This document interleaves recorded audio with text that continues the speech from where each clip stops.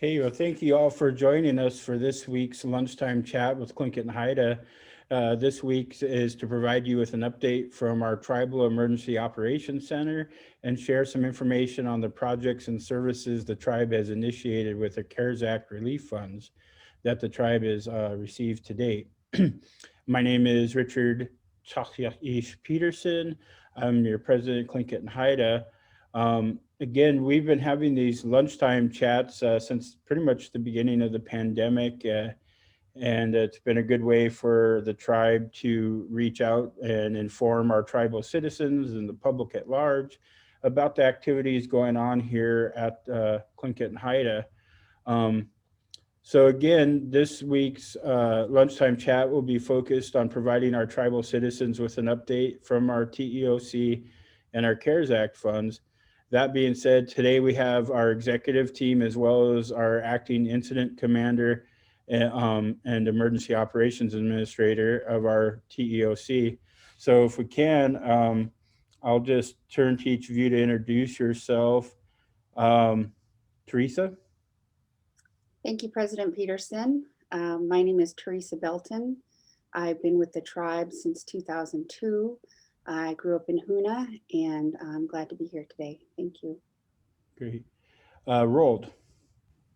Harala is Auckland is the good in a login. Hutangi Hinudi Kiang. Rolled Helgeson Hinudi Kiang. Good people, my name's Rolled Helgeson.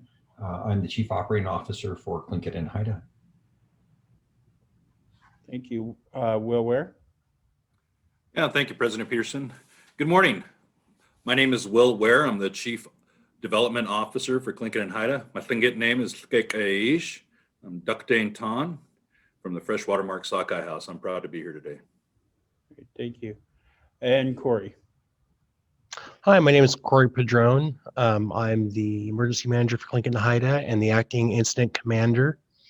I've been with Tlingit and Haida since about 2012, where I was a VPSO until sometime around the beginning of this COVID pandemic when I was brought up to work in emergency management.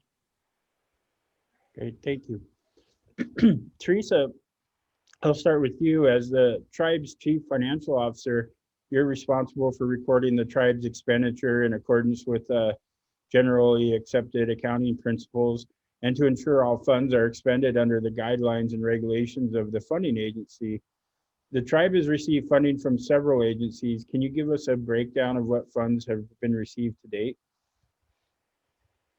Yes, thank you, President Peterson.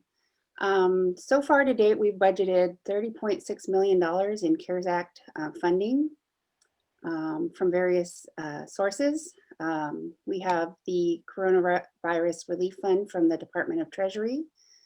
We got a number of grants from the Department of Health and Social Services, in the Administration on Aging, Substance Abuse and Mental Health Services, as well as Administration for Children and Families. We got grant funding for child welfare, Head Start, and childcare.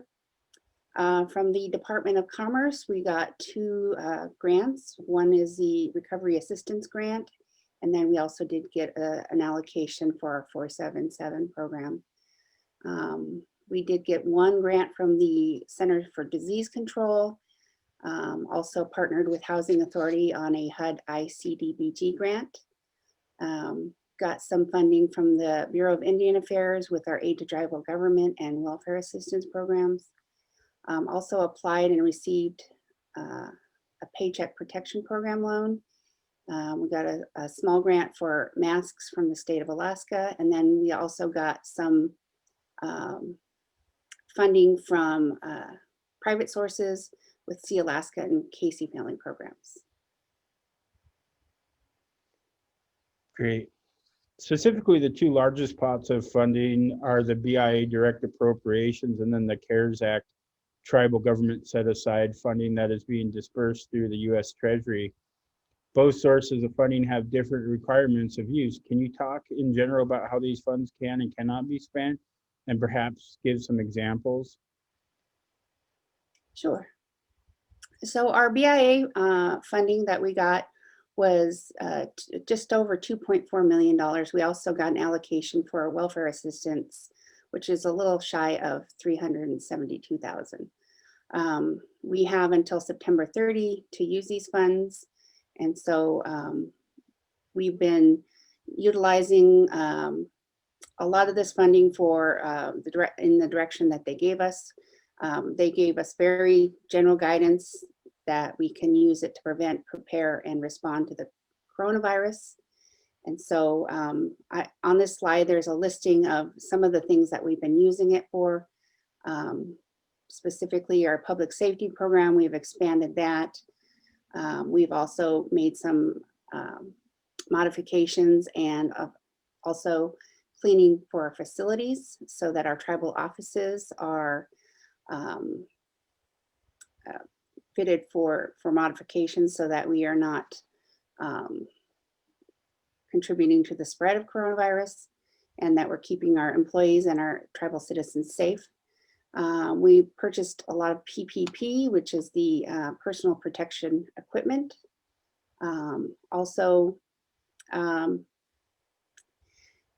We also have to work from home. So we are increasing our teleworking capabilities, and so that our employees can work from home while our offices are closed. We can use the money for welfare assistance and social services programs, and assistance to tribal governments. And our CARES Act tribal government set aside funding is $20.8 million. We have until December 30 to spend that funding unless the government makes some modifications to that. And then the general guidance on that one is just for unbudgeted necessary expenditures arising from the COVID-19 outbreak for the time period of between March 1 and December 30.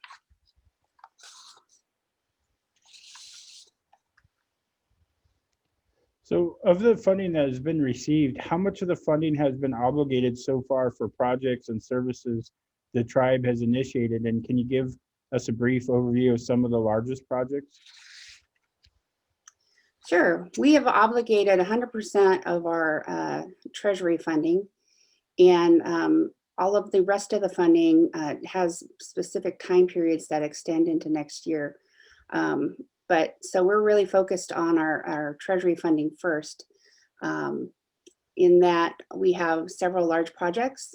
And so we wanted to fund our Tribal Emergency Operations Center. And so we've got a facility for that where we have been doing a lot of projects, and also our headquarters for Corey and his team. And also the transitional housing, non-congregate housing projects that we've started up, which are the Alloway Avenue, Allen Court, and Haven House projects. We're also doing building retrofits and upgrades to our facilities so that we can improve our bathrooms and entrances and air systems to help prevent the spread of coronavirus. Education and supplies. We've gotten a lot of emergency response supplies, making masks, and also we are helping out one of our tribal business corporation with some PPP and medical education that they provided for their employees.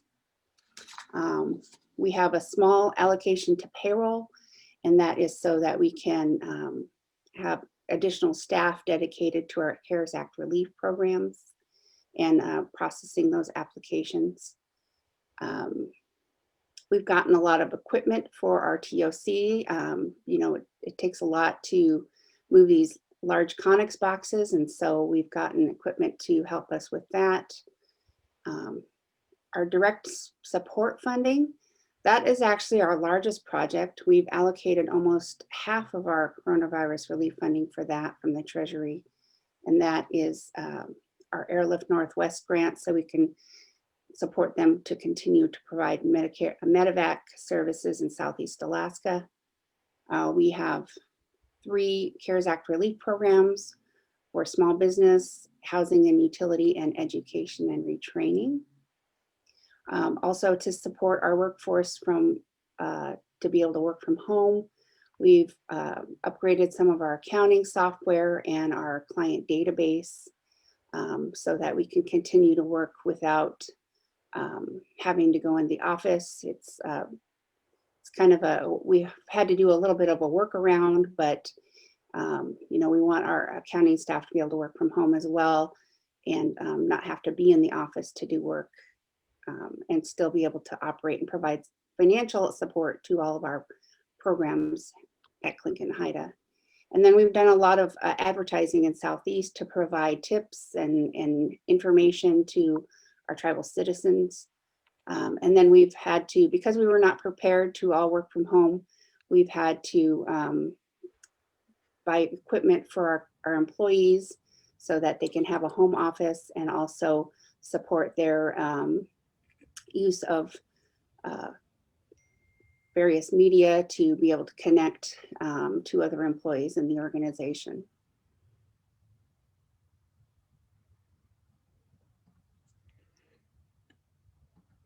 Great. Thank you for that information, Teresa.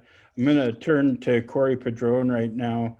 Corey, I know that you actually just flew in. You've been working to get the connexes, the containers to the communities, and you just returned, I believe, from Ketchikan, Saxman, and Prince of Wales.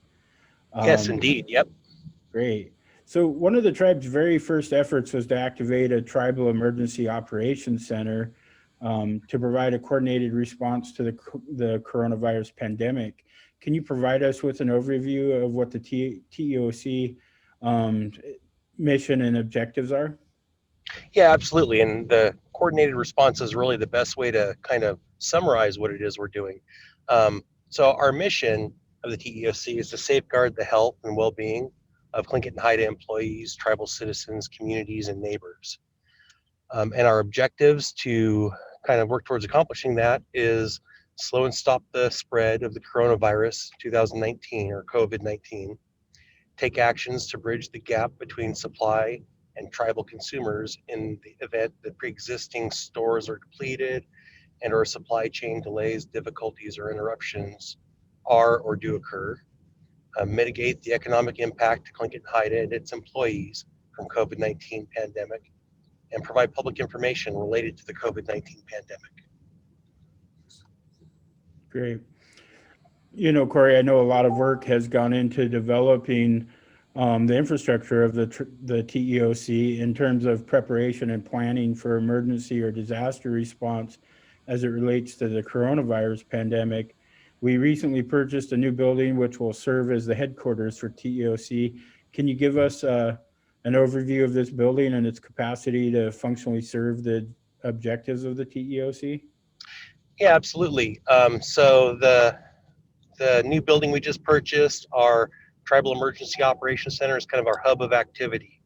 So it houses the Tribal Office of Emergency Management, as well as our logistics warehouse and our operations team. It's the location that gives us the space, tools, and technology to stay in communication with our tribal partner communities, monitor the status of the coronavirus and its impact in the world, the nation, the state, and our tribe, and be able to formulate and implement our coronavirus response projects so we can increase the resiliency to the pandemic for our tribal citizens and partner communities.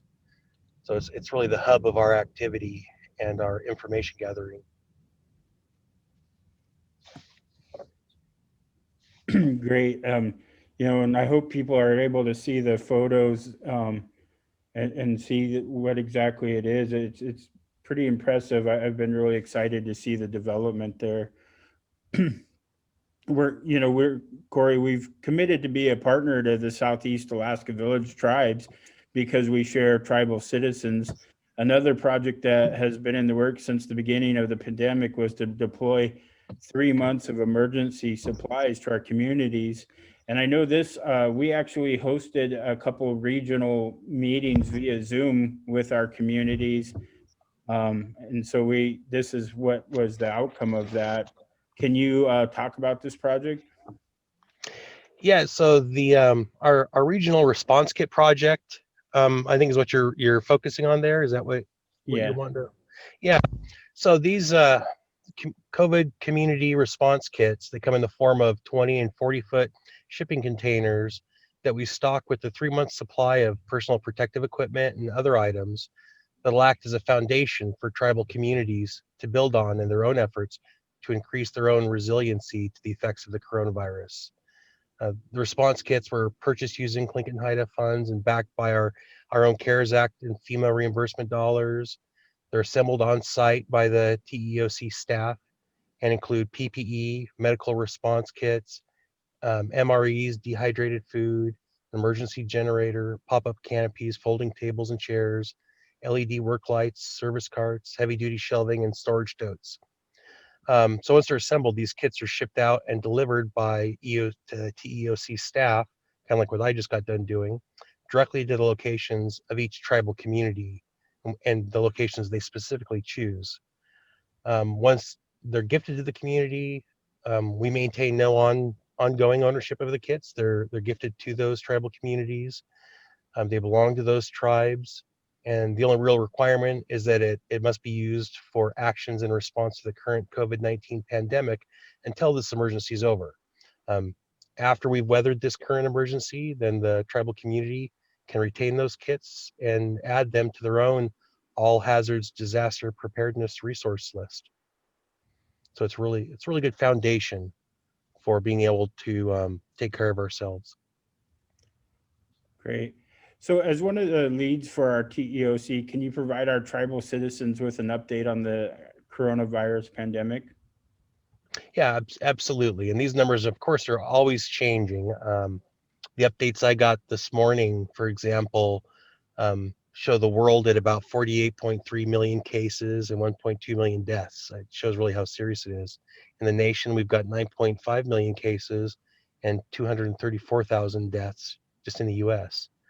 Alaska sits at 16,764 cases with 84 deaths. So it really shows you that it's everywhere. So we've had 405 new cases with 10,000 that remain active in the systems in all of Alaska, with 455 hospitalized, 84 deaths, as I said. Juneau has had 14 new cases the last I checked. They still list 269 as active, 27 of those hospitalized, and have experienced 3 deaths. Ketchikan just had you may have heard, has a big surge going on. Fortunately, in the last 24 hours, I think we had 1 new case down there. 20 remain active with 3 hospitalized. The Ketchikans had no deaths yet. They've got 72 active cases going right now. The last couple days for Ketchikan was pretty bad. Saxman was hit really hard with over a dozen cases. And I do know that in Saxman, more than half of their city council and the tribal council have been affected by the coronavirus and tested positive. So they're really needing this help that we're sending out to them. And so I've been on the phone with President Lee Wallace down there a lot to try to come up with ways that we can assist them. Great. Well, kind of tagging along on that, are there any safety and wellness tips that you can provide, especially as we're entering the winter and flu season? Absolutely. And, when we look at this, coronavirus and flu do have a lot of the same symptoms, but the ongoing effects of the coronavirus we're seeing is a lot more serious than just your common flu. But the mitigation to try to avoid it, a lot of similarities there. So, of course, the first thing is, when you can, get vaccinated, because that's where you're really avoiding the strains of the regular flu that are out there that they're trying to catch. We're still waiting for the vaccine for the coronavirus, but hopefully they'll get that through in a responsible time frame. Wash your hands, use hand sanitizer. And if you use hand sanitizer, just remember that that's just to get you to the point where you can then wash your hands. Avoid touching your face, because you can really absorb these germs through your mucous membranes, your eyes. And so if you can avoid touching your face, that'll go a long ways. Of course, it's important to maintain our physical distancing and wear a mask, more now than ever. And if you have to cough, if you find yourself coughing, do so into that bent elbow. Remember that. We talked about it a lot in the beginning. But then that avoids you coughing into your hands and touching other items. And wash and sanitize very frequently to all those frequently touched surfaces. And remember that we really need to tighten all this up. We need to really look at our social circles, encourage everyone else to use masks and sanitize frequently. It is, as we've talked about, a very sneaky and serious virus. It's gotten into our communities now, and it's spreading with gaining momentum. And so we need to act now in order to slow this down once again. We worked on flattening the curve originally, and it's picking up again. So we have to be vigilant and work at knocking that curve down again. This is the time to act. Don't relax. Don't let your guard down. Don't think we're out of this. We're still right in the middle of it, and really right at the beginning of the winter surge. So everybody should be taking it very seriously. Thank you, Corey. Those are really great tips. I'm really proud of the work of our communications team and the TEOC. You know, we're putting out daily updates. We're putting out daily tips and different things. And I know we're about seven years into this, it feels like, but it's about 7 months.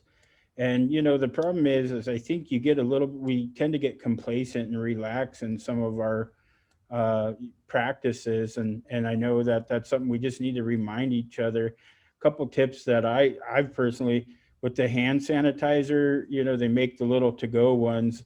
I keep those in my car, even if I go to get coffee or anything. As soon as I get that transaction, I sanitize.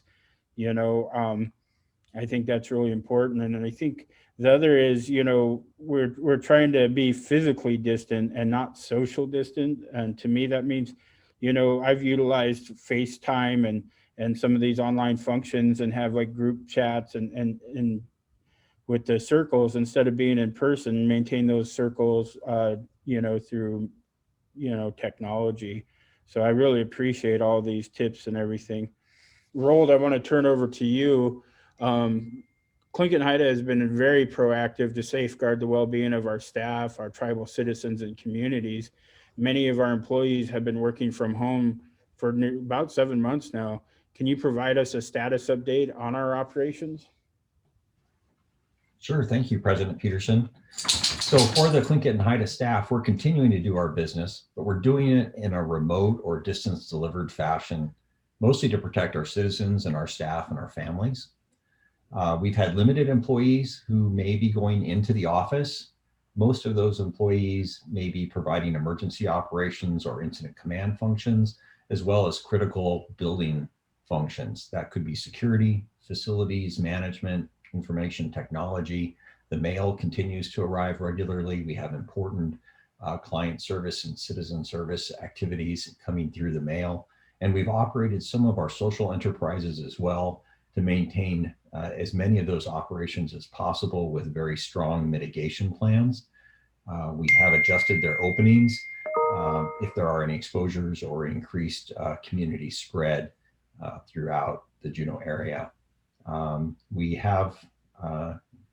are able to report that right now, as of our 315 Tlingit Haida staff employees, approximately 5%, and it can be anywhere from 3 to 7% to meet the daily needs, are essential to the basic building and infrastructure functions that must be done on site. So that's about 6 to 10 people at our Andrew Hope facility, 3 to 4 people at the Edward K. Thomas building, 1 to 3 people at our Tribal Emergency Operations Center, and 1 to 4 folks, depending on the social enterprise opening at the Vocational Training Resource Center. Great. Well, as we continue to work from home, that also means that our offices will remain closed to the public. What steps have been taken to ensure our services remain accessible to our tribal citizens? That is a great question. With the longer pandemic expected and the possible second lockdown looming, we are increasing our at-home working capacity for our staff. We know that this interrupted many of our work processes, and it isn't easy to work from home. We're improving our systems regularly to improve how we respond to the requests of our citizens. I've even noticed questions about the phone system and how do we answer that phone system when we're remote or distant from it. I'll answer some of that in just a moment. But most importantly, we know that this is the first time for everyone. Our citizens deserve the best services possible. It certainly is the first time that we've been delivering services remotely, where 95% of our staff are doing it from home. We're bringing in new equipment that our Chief Financial Officer mentioned to allow our staff to work better from home, larger monitors, better equipment for this longer term deployment. We're bringing not only that new equipment in, we've updated our phone tree so that those phone calls will better get our tribal citizens in contact with our staff who can assist them. Many of these new changes were just deployed this week, so we should see some significant improvements in our phone connectivity.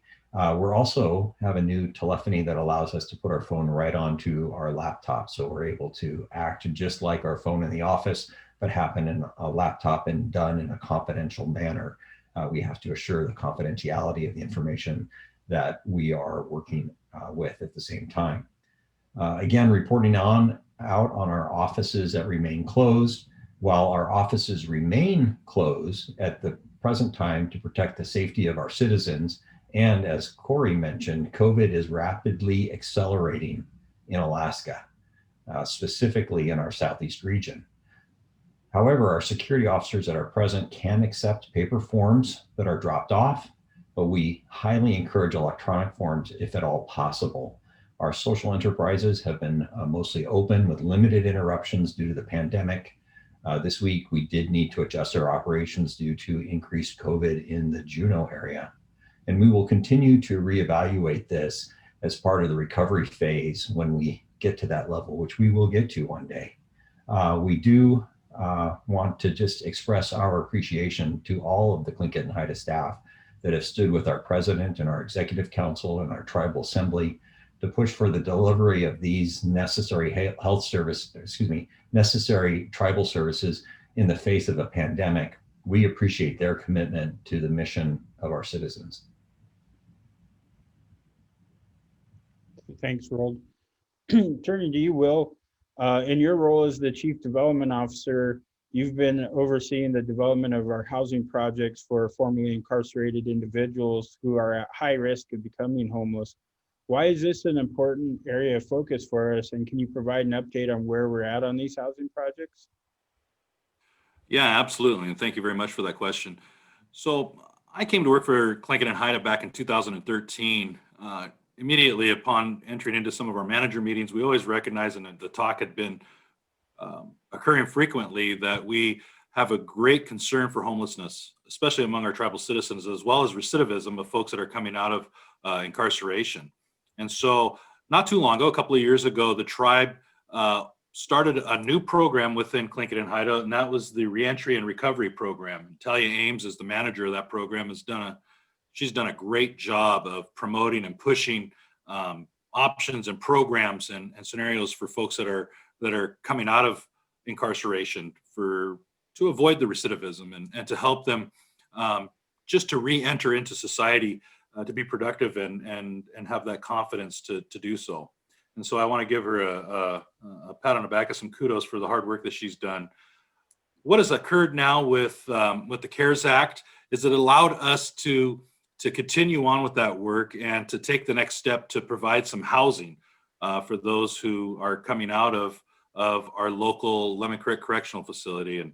And really, I can't focus and emphasize this enough, is that this is meeting the needs of our tribal citizens for all across Southeast. This isn't just for folks that have originally claimed Juneau as their home, but we know that many of our folks that are coming out of incarceration come from all across the region. And so we want to provide them a stable place where they can call home until they can get on their feet. And so just to give a quick update on the few projects that we have, you'll see on the slide, if you have access to see on the screen, that the Haven House Reentry Transitional Housing Project, we acquired that just about 2 months ago, and that is a non-congregate transitional housing for women. It was a program that has already been in operation for quite some time with its own board of directors, but through some need of somebody else to manage it and run that program, Tlingit Haida has assumed responsibility of that and acquired that through the CARES Act. We do need to do some modifications to this facility, do some upgrades to it, make it more user-friendly and more comfortable for some of our folks that are living there. You'll also see what we call the Alloway Avenue Reentry Transitional Housing Project. This is non-congregate housing for men. And this project right now is approximately 45% complete. There was a complete renovation of what used to be called the R&M building, engineering building, over in Lemon Creek area. Alloway is the road that the police department, we have our local police department at. And this project, we acquired this one in the fall, earlier this fall or sometime this summer, I apologize. And it was a nice facility that was a little bit dated, but it was utilized as an engineering facility. We've taken that nice large property and are renovating it, reconstructing it really from top to bottom to be used for non-congregate housing for men. Our last project that we have is our Allen Court Reentry Transitional Housing Project. And this one is over off of Allen Court, but if you're familiar with the Juneau area, Jenkins Drive is probably the cross street on that. Really working in partnership with Tlingit Haida Regional Housing on this project. We're funding it. However, we are leasing some land from Tlingit Haida Regional Housing. And this one was a complete new construction project where we had to put water and sewer as well as foundations being built onto this piece of property. And we ended up picking up 5 trailers from a local mining company here out of Juneau. And I'm sorry, President Peterson, you'll have to remind me of the company that just fell out of my head. I believe it was Coeur, Alaska. Yeah, I believe so. And we were able to take these trailers, the modular trailers, renovate them, and turn them into adequate housing. And we're at about 40% complete with that. All of the electrical and plumbing is being worked on as we speak. All of the trailers have been placed onto the foundations, and we're expecting to be on time and on budget, not just with this Allen Court Reentry project, but as well as our Alloway and our Haven House projects as well. Just want to make note too, really proud of all of these projects, but the Allen Court Reentry project is being completely constructed through the tribe's newly formed construction company, and that's Southeast General Contractors. And these guys have come in with some pretty high professionalism to get this project started, and are meeting deadlines as well as meeting our budget requirements for them. Great, thank you, Will. So you also oversee the Business and Economic Development Department, and you've been administering the tribe's CARES Act for Small Business Grant, which was made available to tribal citizens who are business owners and have been impacted by the coronavirus pandemic. Is this grant still available to business owners? And how many small business grant applications have been processed to date? Yeah, thank you. This is something that, again, our tribe is very proud of the Small Business Grant Program. This is providing $5,000 in financial assistance to qualifying tribal citizens. And you can see from the slide here, the requirements, initial requirements, is you must be a U.S. citizen and enrolled with Tlingit Haida, must be 50% owner of the small business, and have less than 50 employees. And the program is still open, and we still are receiving applications. And there is a lot of information as requested once you submit your application. We are looking for, quite frankly, receipts of that total $5,000, or we're looking at a way to be able to verify that the $5,000 that you'll be receiving will be used for future expenses. And so once you start this application process, our team works pretty closely with you to try to get much of that information done as quickly as we can. So far to date, we've received, as of this morning, 167 application packets, and we have 88 businesses either paid or the checks have been forwarded over to finance for final review and payment. We currently have 39 applications that are pending additional documents or requesting additional documents, and we have an additional 35 applications that are currently under review. That's great. As I'm listening to you all, I'm monitoring our Facebook live event as well, and we're getting a tremendous amount of questions, really great questions, and even some really good suggestions. I want to encourage those tuning in to keep those questions coming. If we do run out of time, we will answer those questions on Facebook. So just keep them coming. Also, if you hit like to the event, you'll be entered in for door prizes at the end. So keep those coming. So turning back to Rolled, as we've outlined in our conversation before, dispersing a broad blanket of funds to tribal citizens, such as a per capita distribution without proof of need, is specifically prohibited by the CARES Act.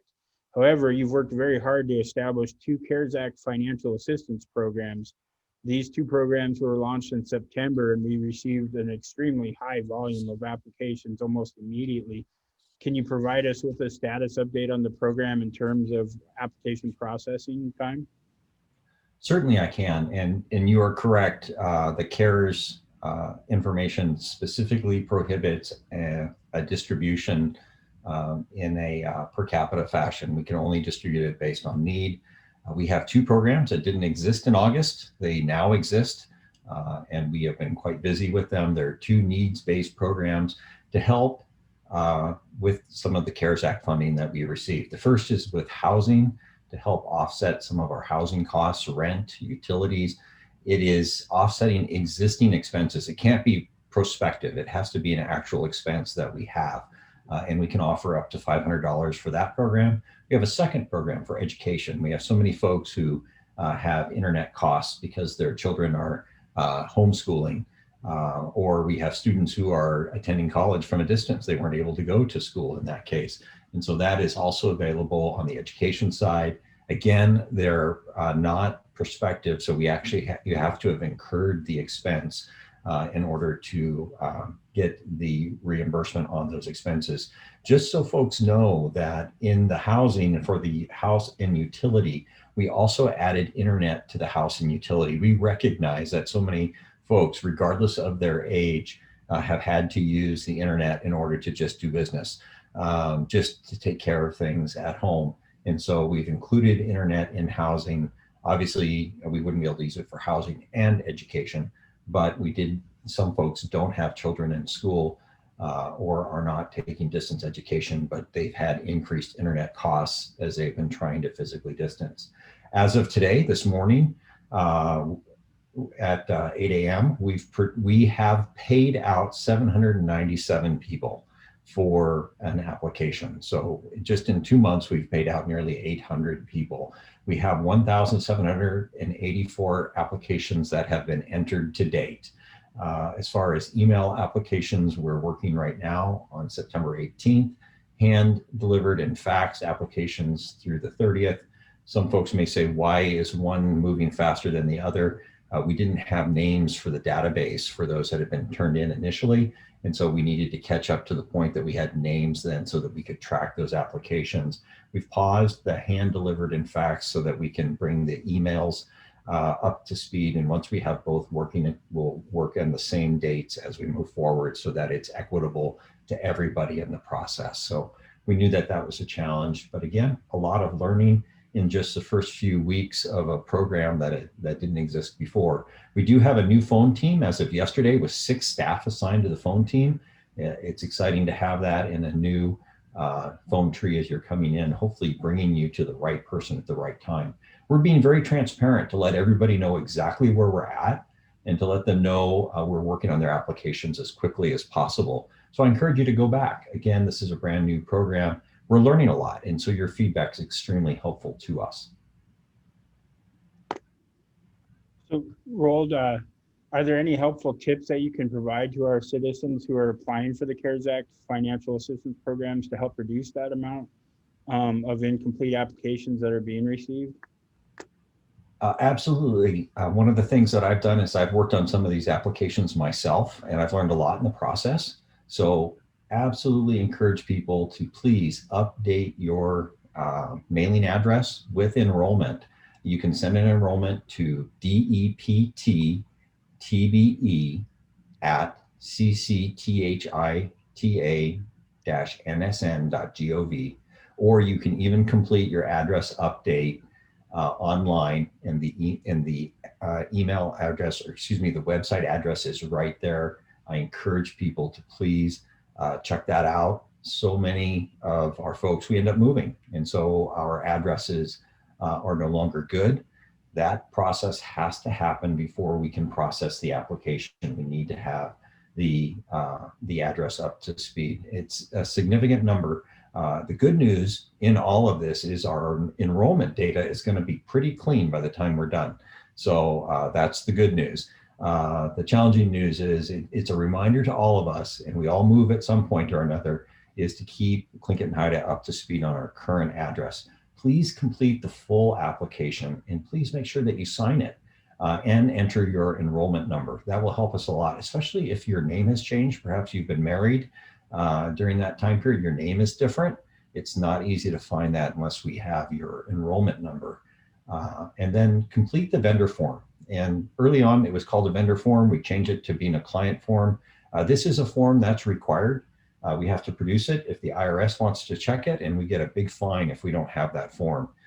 So our Chief Financial Officer will be very thankful if you would please complete that vendor form. It allows us to pay you. And then we need that proof of expenses, utility bills, internet bill, rent, invoice or receipt. All of that will help us show that we are paying a real expense out there.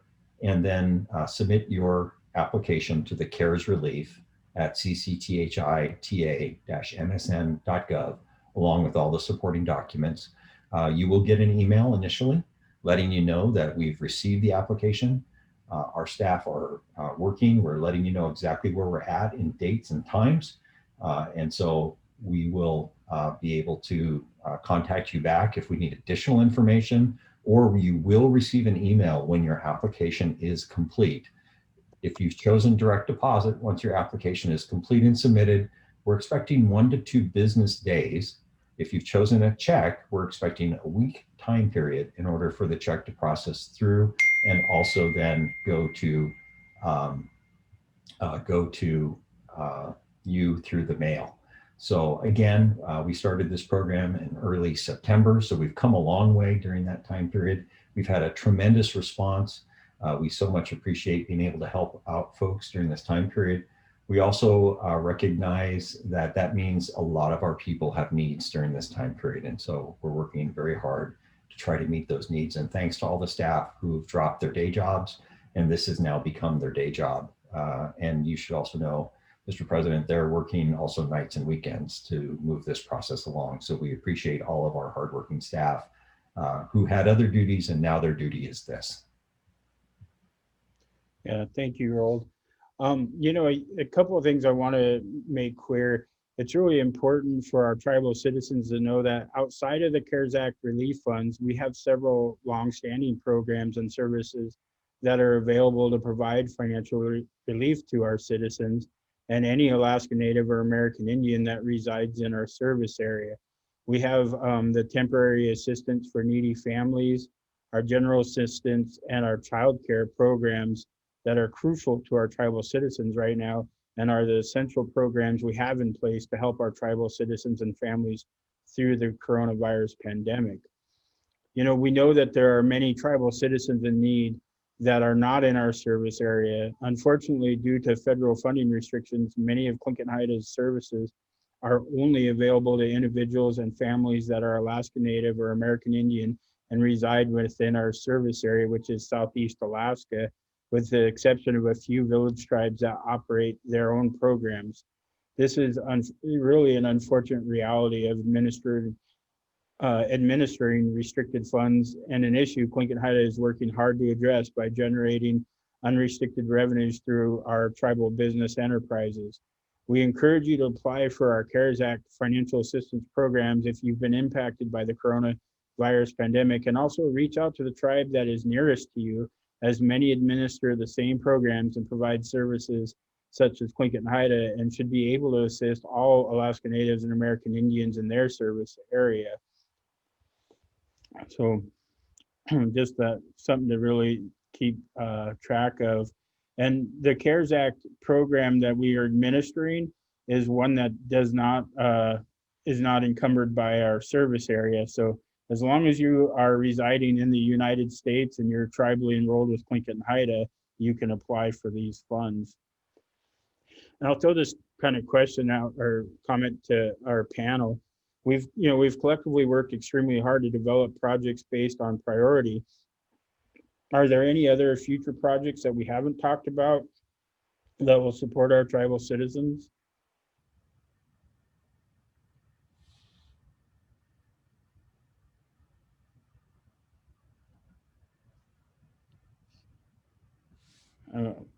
I know there are some, but I can speak President to one. Peterson. oh, go ahead, Teresa, and then Corey. It has to do with the Department of Commerce CARES grant that we got. And so one of the things that we're doing is we're moving towards distance delivery for our VTRC, so that people that might require training for new jobs and employment can do those from home. And so we did apply for that grant and received it. And so we are working towards buying all the equipment necessary to make that happen. So I think that that's a project that's going to be a future go live date. That's not a thing that we might not have that going by December 30, but that's one thing that we wanted to do because we know that the pandemic has caused some difficulty for people who may have, lost a job that deals specifically with the public, because of closures and things like that. So very excited about that program. Great. Thank you, Teresa. Corey, did you have a comment? Yeah, one of the projects that I'm really excited about, and all of us here at the TEOC is really excited about, is the expansion of our communication system throughout Southeast Alaska.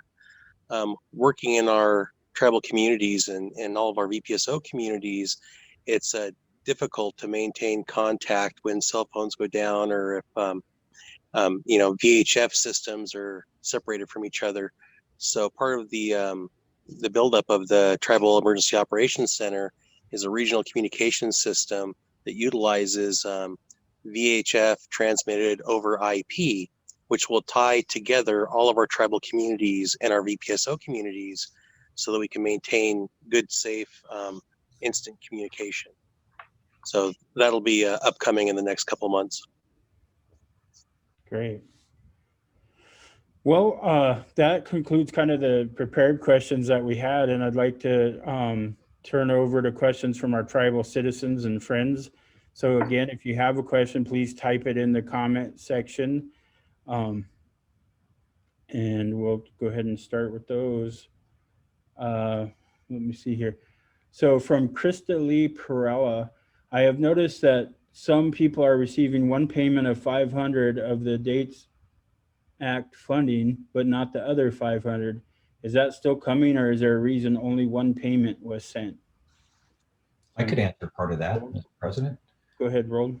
So there should be payment on both sides, on both of the, if you've applied for both at the same time. There have been several people who realized that they were actually eligible for the education funding later and submitted that, and then that had to follow a process, and so there may be a delay between the two funds. So we had an initial glitch in our system in the payment, and that has been resolved, and so now both payments should be coming timely as we move forward, unless you're one of the folks who realized maybe that you were eligible for both payments, and then they would follow. We won't hold one payment in order to make the next payment. We'll move them through as we receive them. Great, thank you. From Diane Carrier here in Juneau, a few homeless are still out in the streets with their makeshift tents. What kind of help is available to them and where? That's an excellent question.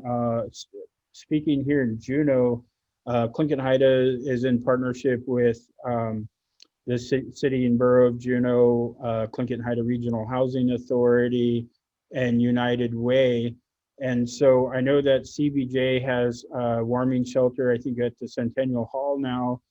We are actually partnered with United Way and providing meals through our smokehouse catering.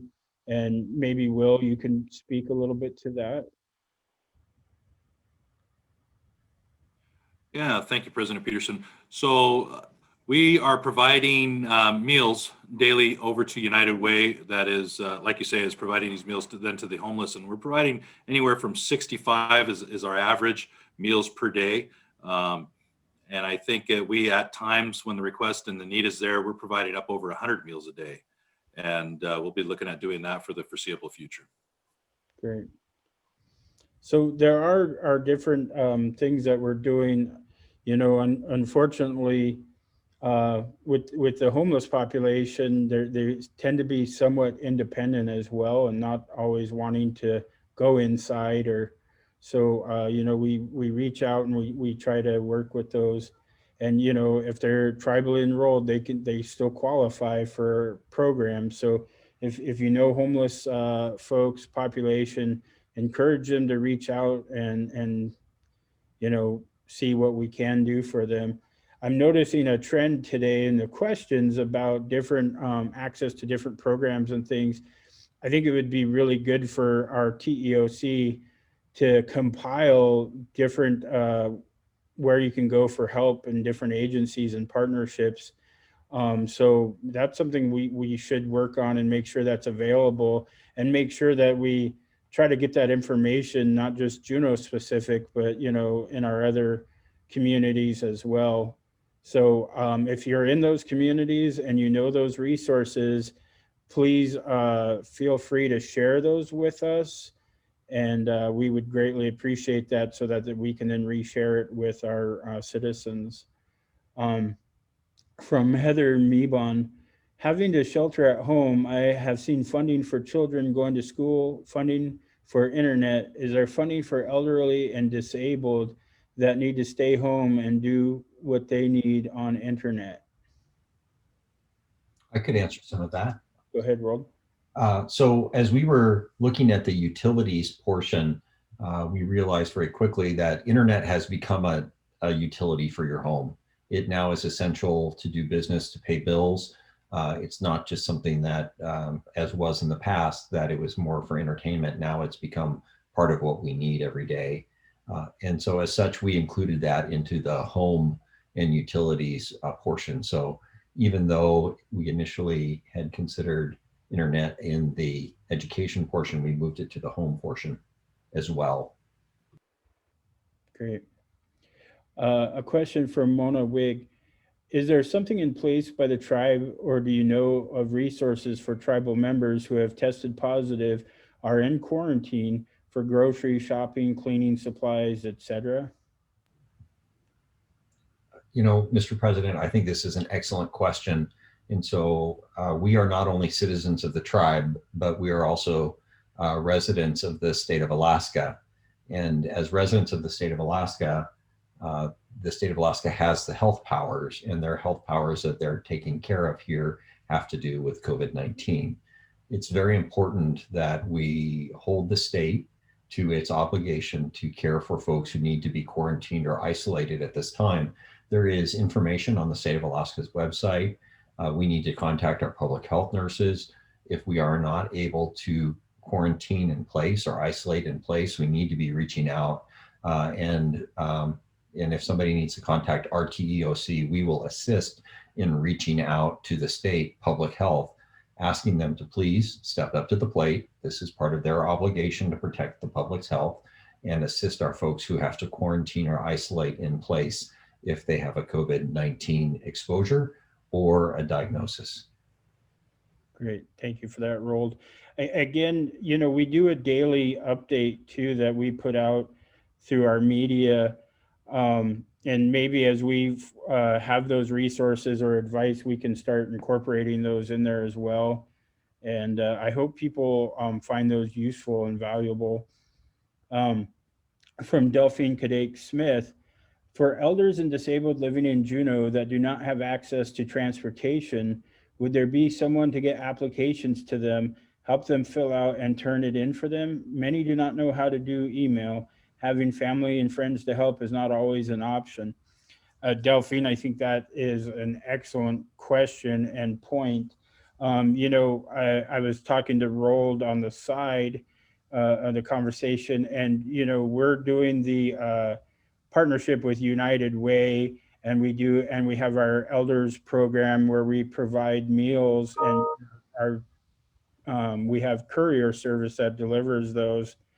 I think it would be great for us, one, to just include the applications and make those available.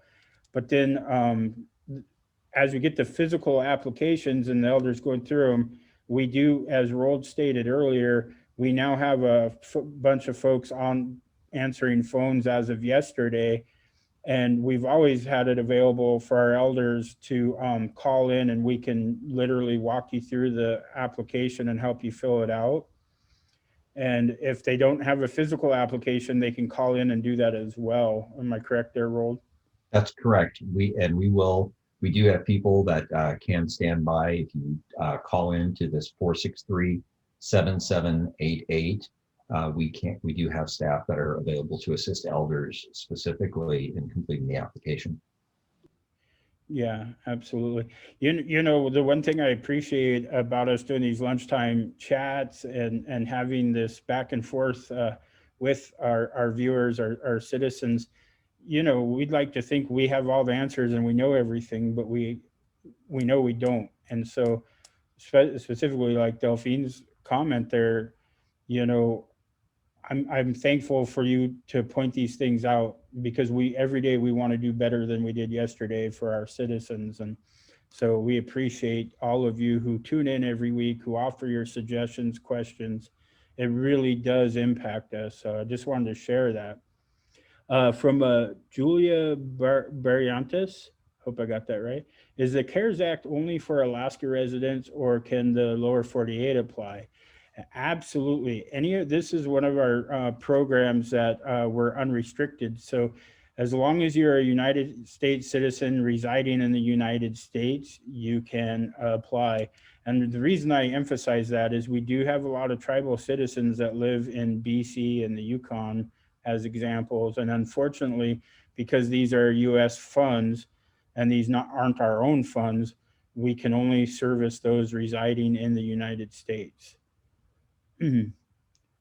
From Margaret Hobb, can a person volunteer, go and help elders, anyone who needs assistance to fill out the application? I would not mind going to help anyone get the application done. I think the short answer there is absolutely yes. If you want to share your information or even post on our Facebook page that you're willing to help, we'll try to get the word out. We appreciate anybody willing to help out right now. So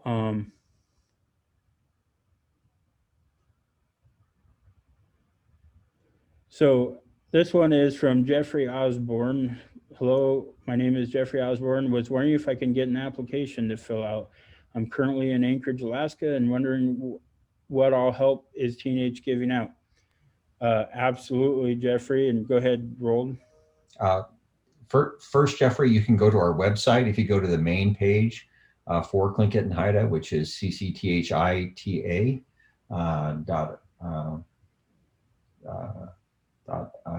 you're able to then go and pick up our application. Again, it's right on the front page in that case. By the way, that's ccthita.org. No, I said .gov. I meant to say .org in that case. And it's right on that bottom of that first page. You'll see the application. If that doesn't work for you, please call us at the phone number that I provided earlier. We're happy to send you an application. Dial us at 463-7788, and we'll get that application either mailed to you, faxed to you, any way we possibly can. Feel free to download it. You're able to complete it online and send it in online. Thank you for that, Rold. We have kind of run out of time. So for those, again, though, have asked questions that we didn't get to, we will answer those questions in the comment section of the Facebook Live.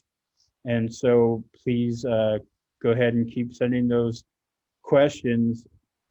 One of the things I want to part with today is just reminding everybody, we have until December 30th to have these funds. And while a lot of folks are coming at us with requests and new ideas of spending the funding, our executive council several months ago had approved our spending plan, and we're really on track with that. And, you know, we appreciate the new suggestions, but we are under extremely tight timeline to get these funds expended. So again, I want to thank everybody. Thank all of our guests for joining us. We appreciate that. Before we get to our random drawing for today's lunchtime chat, we want to announce the winners for our elections random drawing.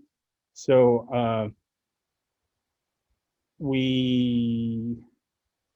don't see those on the, do you want to pull that slide up, Sam? Great. So this was for our celebrating the vote and having everybody send in their celebrate their voting selfies. First prize of $450 is Teresa DeWitt.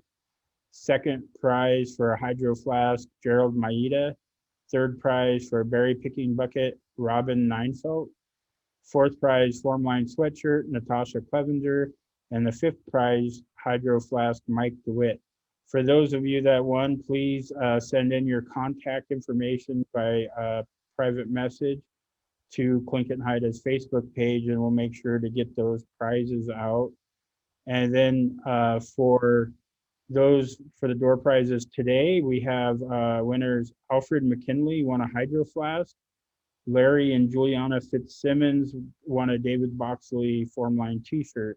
And also, if you can share your contact information in private message to the Tlingit Haida Facebook page, we'll get those out to you right away. And again, we want to thank all of you for tuning in, and we appreciate everybody. They're really excellent questions. I want to take a moment and thank our staff. A lot of our staff are participating today, and I've noticed they've been answering some of those questions directly, and we really appreciate that. Appreciate all of you joining in. And I hope that you've all learned something new today about what the tribe's activities and what we're doing with the CARES Act. Please join us next Thursday, November 13th, for our next Facebook Live event, our lunchtime chats. So,